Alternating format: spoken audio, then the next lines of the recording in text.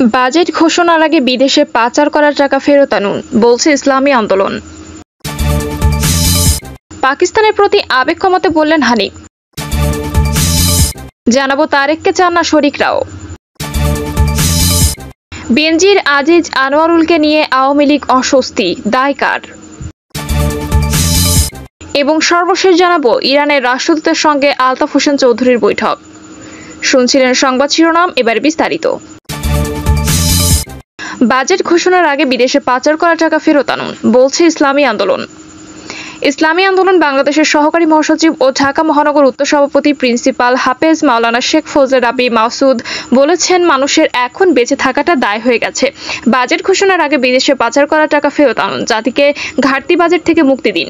শেখ ফজলে বাড়ি মাসুদ বলেন, আর কয়েকদিন পর বিশাল আকারে জাতীয় বাজেট ঘোষণা হবে। এই বাজেটের সিংহভাগই বিদেশি ঋণ নির্ভর, স্বনির্ভর বা উৎপাদন নির্ভর নয়। সরকার আসে, সরকার যায়। বিদেশ থেকে হাজার হাজার কোটি টাকা ঋণ করে লুটপাট করে খেয়ে যায়। তিনি বলেন, পাহাড় সম এই ঋণের বোঝা আজীবন বহন করতে হয় গরিব দুঃখী মেহনতি মানুষকে, যারা এই বাজেটের চিঠি ফুটাও পায় না। অন্যদিকে দলীয় ব্যবসায়ী সিন্ডিকেট ও দলদাস আমলারা ঘুষ বাণিজ্য ও দুর্নীতি করে দেশ থেকে বিলিয়ন বিলিয়ন টাকা বিদেশে পাচার করলে একটি কানাকড়িও আনতে পারেনি সরকার।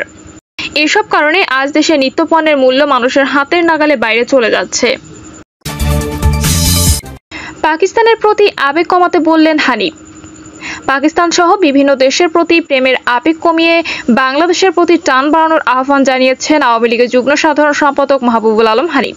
হানিফ বলেন, কিছু মানুষের কথা কাজে পাকিস্তানের যে আমরা ছিলাম সে বহিঃপ্রকাশ এখনো দেখা যায়। এই স্বাধীন দেশে বাস করে এখনো তাদের মাঝে পাকিস্তান প্রেম দেখা যায়। কিছু মানুষ পাকিস্তানকে এখনো তাদের প্রেমের জায়গায় রেখেছে। তিনি বলেন, আবার কিছু মানুষের কাছে আমাদের পাশের দেশের প্রতি এখনো প্রেমের আবেগটা রক্ষিত আছে দেখা যায়।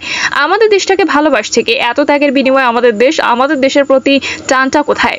আওয়ামী লীগের এই নেতা বলেন, দেশ ছাড়া আমাদের অন্য কারোর প্রতি প্রেম ভালোবাসা থাকতে পারে না। আমাদের তাই হোক আজকের অঙ্গীকার। তারেককে চান না শরিকরাও। জোটবদ্ধভাবে আন্দোলন করার জন্য অথবা যুগপৎ আন্দোলন করার জন্য বিএনপি বিভিন্ন রাজনৈতিক দলের সঙ্গে লাগাতার বৈঠক করেছিল, কিন্তু সেই বৈঠক ব্যর্থতায় পর্যবসিত হয়েছে। এই মুহূর্তে কোনো শরিকই বিএনপির সঙ্গে যৌথ বা যুগপৎ আন্দোলন করতে চায় না। এর প্রধান কারণ হলো ডামি নেতা। শরিকরা বলছে, বিএনপি ডামি নেতা দিয়ে দল চালাচ্ছে, ডামি নেতা দিয়ে আন্দোলন করছে। ডামি নেতার আন্দোলনে তারা আগ্রহী নয় বলেই মন্তব্য করেছেন। শরিকদের পক্ষ থেকে অন্তত 3 জন নেতা বলেছেন যে বিএনপিতে যারা এখন সক্রিয়, যারা দলের জন্য কাজ করছেন, এদের মধ্যে থেকে দলের নেতৃত্ব নির্বাচন করতে হবে।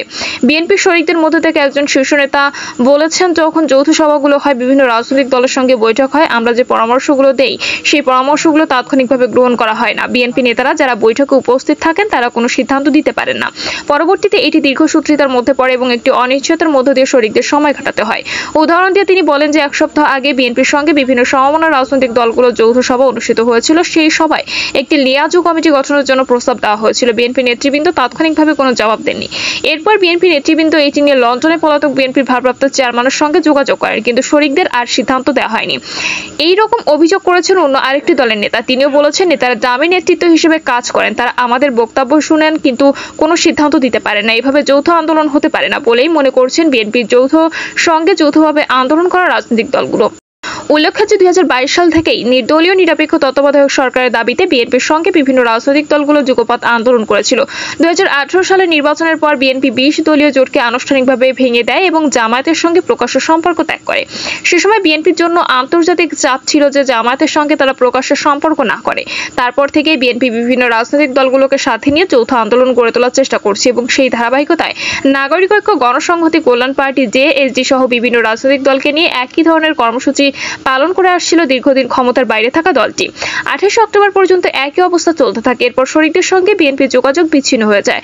বিএনপির শীর্ষ একাধিক নেতা গ্রেপ্তার এবং আটক হওয়ার প্রেক্ষিতে তারা শরিকদের সঙ্গে যুগপৎ আন্দোলন করতে পারেনি বলে বলা হচ্ছিল। কিন্তু নির্বাচনের পরে আবার যখন নতুন করে আন্দোলন শুরু করার জন্য বৈঠক অনুষ্ঠিত হয়, তখন শরিকদের পক্ষ থেকে অনেক অভিযোগ উত্থাপিত হয়েছে। বিশেষ করে বিএনপি যে সমস্ত সিদ্ধান্তগুলো নেয় তা একক কর্তৃত্বের সিদ্ধান্ত নেই, শরিকদের মতামতকে গুরুত্ব দেওয়া হয় না ইত্যাদি নানা অভিযোগ বড় হয়ে উঠেছে। তবে এখন সবচেয়ে বড় যে অভিযোগটি বিএনপির পক্ষে উঠেছে তা হলো রিমোট কন্ট্রোল এ দল পরিচালনা করা। দেশের বাইরে থেকে আন্দোলনের নেতৃত্ব দেওয়া অসম্ভব বলে মনে করছে শরিকরা। তারা বলছেন যে রাজনৈতিক আন্দোলনের প্রতি মুহূর্তে রং পাল্টায়, প্রতি মুহূর্তে নতুন পরিস্থিতি তৈরি হয়। এখন বাস্তবতায় বিরোধী দলের আন্দোলন গড়ে তুলতে গেলে সক্রিয় স্থানীয় নেতা দরকার, যিনি সার্বক্ষণিকভাবে সিদ্ধান্ত দিতে পারেন। আর এর ফলে বিএনপি জোট এখন অনিশ্চয়তার পথে পড়েছে বলে মনে করছেন রাজনৈতিক বিশ্লেষকরা। বেনজির আজিজ আনোয়ারুলকে নিয়ে আওয়ামী লীগে অস্বস্তি, দায় কার? দুটি বাহিনীর সাবেক দুই প্রধানকে ঘিরে দুর্নীতির অভিযোগ, সংসদ সদস্য খুনের ঘটনার নেপথ্যে চোরাচালানোর অভিযোগ। দুটি বাহিনীর সাবেক দুই প্রধানকে ঘিরে দুর্নীতির অভিযোগ, সংসদ সদস্য খুনের ঘটনার নেপথ্যে চোরাচালানোর অভিযোগ। আওয়ামী লীগের নীতি নির্ধারণী পর্যায়ের একাধিক নেতা জানিয়েছেন, দল ও সরকার এসব ঘটনার দায় নিতে নারাজ। সে কারণে এগুলো নিয়ে কোনো ফোরাম আলোচনার প্রয়োজন মনে করছে না তারা। তবে সাংবিধানিক প্রশ্নের মুখোমুখি হলে সংশ্লিষ্ট মন্ত্রীরা সরকার ও দলের পক্ষে বক্তব্য তুলে ধরেছেন। গতকাল ঢাকায় এক সংবাদ সম্মেলনে সাংবাদিকদের প্রশ্নের উত্তরে আওয়ামী লীগের সাধারণ সম্পাদক ওবায়দুল কাদের বলেছেন, ব্যক্তি অপরাধ অপকর্ম করতে পারেন, প্রশ্ন হচ্ছে সরকার তাকে প্রোটেকশন দিচ্ছে কিনা। তিনি উল্লেখ করেন, অপরাধ করে কেউ পার পাবেন না। তিনি সাবেক আইজিপি হন আর সাবেক সেনাপ্রধান হন। আলোচিত ঘটনাগুলো প্রকাশিত হয়েছে দেশ ও বিদেশ থেকে। সাবেক সেনাপ্রধান জেনারেল আজিজ আহমেদের উপর যুক্তরাষ্ট্র নিষেধাজ্ঞা দিয়েছে 20 মে। আজ ঢাকায় একটি আদালত পুলিশের সাবেক মহাপরিদর্শক বেনজির আহমেদ তার স্ত্রী ও মেয়ের নামে থাকা স্থাবর সম্পদ জব্দ করার আদেশ দিয়েছেন গত বৃহস্পতিবার। তাদের দুজনের বিরুদ্ধে ক্ষমতার অপব্যবহার সহ দুর্নীতির অভিযোগ এসেছে। তারা দুজনই বর্তমান আওয়ামী লীগ সরকারের সময় দুটি বাহিনীর প্রধান ছিলেন। ফলে সরকার এর দায় এড়াতে পারে কিনা সে প্রশ্ন অনেকে তুলেছেন। এরই মধ্যে ঝিনাইদহ 4 আসনের সংসদ সদস্য আনোয়ারুল আজিম খুন হয়েছে ভারতের কলকাতায়। দেশের বাইরে গিয়ে নিখোঁজ হওয়ার পর খুন হওয়ার ঘটনা জানা যায়। দুই দেশের আইন শৃঙ্খলা রক্ষাকারী বাহিনীর পক্ষ থেকে এই খুনের ঘটনার পেছনে সীমান্তে চোরাচালান নিয়ে বিরোধের বিষয়কে তুলে ধরা হচ্ছে। টানা 3 বারের এই সংসদ সদস্য এবার নির্বাচনী হলফনামায় বিভিন্ন ফৌজদারি অপরাধের অভিযোগে বিভিন্ন সময় 21টি মামলার কথা উল্লেখ করেছিলেন। যদিও আওয়ামী লীগ সরকারের সময় কোনোটিতে খালাস বা কোনোটিতে অব্যাহতি পেয়েছেন তিনি। কিন্তু এখন কলকাতায় গিয়ে তার খুন হওয়ার ঘটনা যেমন তার অভিযোগকে সামনে আনছে, একই সঙ্গে পরিচ্ছন্ন ভাবমূর্তি না থাকলেও বারবার আওয়ামী লীগের মনোনয়ন পেয়ে সংসদ সদস্য হওয়ার বিষয় নিয়ে প্রশ্ন উঠেছে। সরকার দায় এড়াতে পারে না। আওয়ামী লীগের একজন নেতা নাম প্রকাশ না করার শর্তে প্রথম আলোকে বলেছেন, ঘটনাগুলো বিচ্ছিন্ন হলেও এগুলো একই সূত্রে গাঁথা। দুই বাহিনীর সাবেক দুই প্রধানের কর্মকাণ্ডের ক্ষেত্রে ক্ষমতার কাঠামোর সংশ্লিষ্টতা ছিল। আর খুন হওয়া সংসদ সদস্য ক্ষমতাসীন দলকে ঢাল হিসেবে ব্যবহার করে নানা অভিযোগের জন্ম দিয়েছে। এমন সব ঘটনার দায় এড়ানোর কথা বললে সাধারণ মানুষের মধ্যে বিরূপ মনোভাব তৈরি হতে পারে বলে তিনি মনে করেন। তিনি এও বলেন, এ ধরনের লোকদের চক্র তৈরি হচ্ছে কিনা এবং তারাই গুরুত্বপূর্ণ হয়ে উঠছেন কিনা এসব এখন আলোচনা করার সময় হয়েছে। তবে ঘটনাগুলোকে গুরুত্ব দিতে চাইছে না আওয়ামী লীগ নেতৃত্ব। দলে অস্বস্তি থাকলেও 3টি ঘটনাকে পৃথকভাবে দেখছে নেতাদের কেউ কেউ। নাম প্রকাশে অনিচ্ছুক একজন মন্ত্রী বলেন, সাবেক সেনাপ্রধান আজিজ আহমেদের উপর যুক্তরাষ্ট্রের নিষেধাজ্ঞার বিষয়কে রাজনৈতিক বলে মনে করেন তাদের নেতৃত্ব। এর পেছনে তাদের যুক্তি হচ্ছে, যুক্তরাষ্ট্রের পক্ষ থেকে 7 জানুয়ারি নির্বাচনের আগে থেকে সরকারের উপর এক ধরনের মনস্তাত্ত্বিক চাপ তৈরি করার চেষ্টা ছিল। এর অংশ হিসেবে সেনাপ্রধানের পদ থেকে অবসর নেওয়ার 3 বছর পর আজিজ আহমেদের উপর নিষেধাজ্ঞা দেওয়া হয়েছে। ফলে এটিকে গুরুত্ব দিতে রাজি নয় আওয়ামী লীগ। পুলিশের সাবেক প্রধান বেনজির আহমেদের বিরুদ্ধে দুর্নীতির অভিযোগ আগে থেকে মুখে মুখে শোনা গেলেও সাম্প্রতিক সময়ে তা গণমাধ্যমে বিশদভাবে প্রকাশ হয়েছে। তিনিও পুলিশ প্রধান থাকার সময় বেশ প্রভাবশালী ছিলেন। অবশ্য এখন তার নিজের ও পরিবারের সদস্যদের স্থাবর সম্পদ জব্দ করার যে আদেশ আদালত থেকে এসেছে সেজন্য দুদক আবেদন করেছিল। দুদকের এই আবেদনের পেছনে সরকারের সম্মতি ছিল বলে একজন মন্ত্রী জানিয়েছেন। তিনি বলেন, অভিযোগের দায় এই সাবেক পুলিশ প্রধানের ব্যক্তিগত এবং বিষয়টি আইনগতভাবে এবুকে। এ ব্যাপারে বেনজির আহমেদের সঙ্গে যোগাযোগের চেষ্টা করে তার বক্তব্য পাওয়া যায়নি। আওয়ামী লীগ নেতারা বলেছেন, অভিযোগগুলো এসেছে তাদের অবসর নেওয়ার পর। পদে থাকার সময় অভিযোগ ওঠেনি। সে কারণে এর দায় সরকারের নয় বলে আওয়ামী লীগ নেতৃত্ব মনে করেন।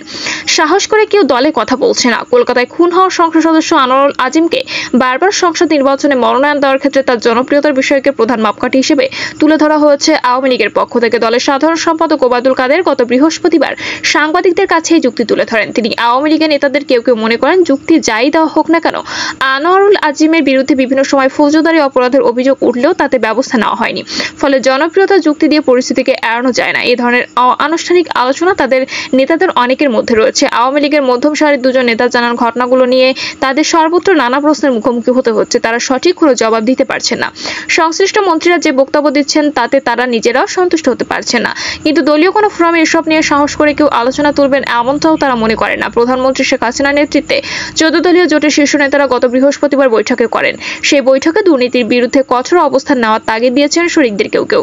কিন্তু দুই বাহিনীর সাবেক দুই প্রধান বিষয় ও সংসদ সদস্য খুন হওয়ার ঘটনা নিয়ে কেউ আলোচনা করেনি। জোটের অন্যতম শরিক জাসদের সভাপতি হাসানুল হক ইনু বলেন, ঘটনাগুলো কতিপয় ব্যক্তির, এর মধ্যে রাজনীতির সম্পৃক্ততা নেই বলে তারা মনে করেন। সেজন্য তারা তাদের শীর্ষ বৈঠকে বিষয়টি তোলেনি। তবে আরেকটি শরিক দলের শীর্ষ নেতা জানান, যেহেতু জোটের প্রধান নেতা বৈঠক ডেকেছেন তার পক্ষ থেকে বিষয়টি তোলা হয়নি।